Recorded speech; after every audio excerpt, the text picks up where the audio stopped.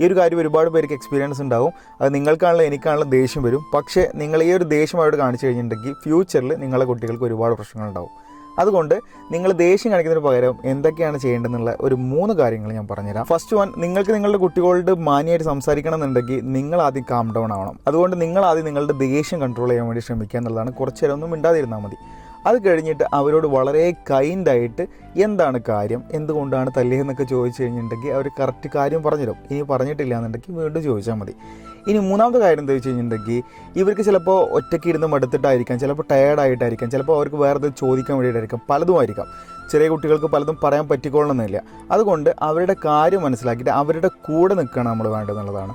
നമ്മൾ ആ ഒരു ഈഗോയിലോ ആ ഒരു ദേഷ്യം അവരോട് കാണിച്ചു കഴിഞ്ഞിട്ടുണ്ടെങ്കിൽ നാളെ അവർക്ക് വലിയൊരു ട്രോമ ഉണ്ടാവാൻ വേണ്ടി കാരണമാവും എന്നുള്ളതാണ്. അതുകൊണ്ട് എപ്പോഴും ഇങ്ങനെ ഉണ്ടാകുമ്പോൾ കുറച്ചൊന്ന് കാമായിട്ട് മിണ്ടാതിരിക്കുക ആദ്യം. അത് കഴിഞ്ഞിട്ട് ഓരോന്ന് ചോദിക്കുക എന്നുള്ളതാണ്.